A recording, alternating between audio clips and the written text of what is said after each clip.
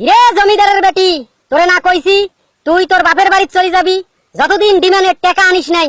1,20,000 টাকা এখনো ডিমান্ডের টাকা বাকি আছে। ওই 1,20,000 টাকা যখন আনিস নাই ততদিন তুই মোর বাড়িতে আসবেন নস। তুই এলাই তুই তোর বাপের বাড়ি চলে যা। তোর বাপ মা কয়া দিবি 1,20,000 টাকা যতদিন দেয় নাই ততদিন এই বাড়ির তোর জায়গা নাই। যা এক্ষুনি বেরিয়ে যা, আমার বাড়ির থাকি তুই। কিসের 1,20,000 টাকা রে দারুয়া? কিসের 1,20,000 টাকা? মোর বাপের বাড়ি থাকি মুই টাকা আনিম আর তুই সেই টাকা দিয়ে মদ খাবি, হ্যাঁ, জুয়া খেলাবি, সারা রাত তাস খেলবি আর বাড়িতে আসি আমার সাথে অত্যাচার করবি।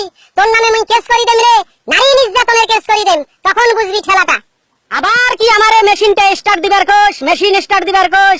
বহুদিন থাকি মেশিন কিন্তু স্টার্ট দেন না, বুঝছিস? বহুদিন থাকি ডাঙাডাঙ্গি হয় না।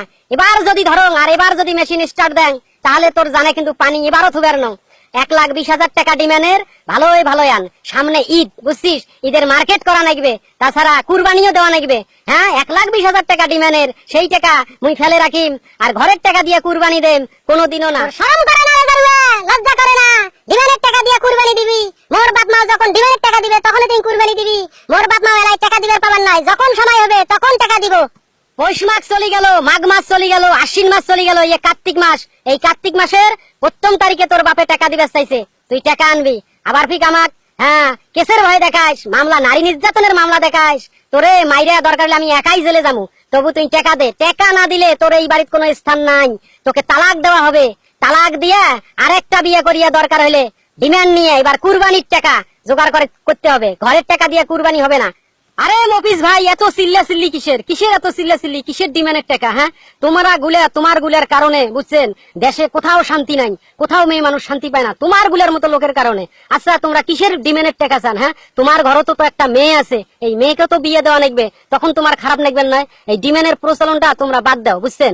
বাদ দিয়ে হ্যাঁ, আচ্ছা, তোমার যে সংসারে দেখো তোমার বোন আছে, তোমার বোনকে তো বিয়ে দেওয়া লাগবে।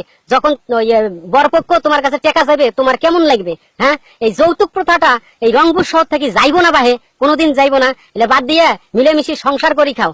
এই ডিমের নিয়ে কাজিয়া করে মানুষ। হ্যাঁ, আমার বাড়িতে আসিয়া তোক নাক গলবার কইছে কাই রে সলিমুদ্দি? হ্যাঁ, আমার বাড়িতে আসিয়া তোক নাক গলবার কইছে কাই? আমার বাড়িতে আমরা কাটাকাটি করি, মারামারি করি, মার্ডার হয়ে যাই, তুই এখানে নাক গলাতিয়া আছিস কে? হ্যাঁ, মুই আসবেন মানে মোর কথা তুই কইস মুই এই গ্রামের চেয়ারম্যান, এই গ্রামের মানুষের ভালো মন্দ দেখা সবকিছু মোর দায়িত্ব। আর মুখে তুই কইস যে মুই নাক গলবার আইছং। শোন, একটা চেয়ারম্যানের সাথে কিভাবে কথা কইতে হয় সেটাও তুই শিখিস নাই। শোন, এখনো যদি মুই থানাত খবর দেন তো ধরি নিয়ে যাবে। তোর মতো মফিজ হ্যাঁ সারা জীবন জেলত পচিয়ে মরবে, এটা জানিস তুই?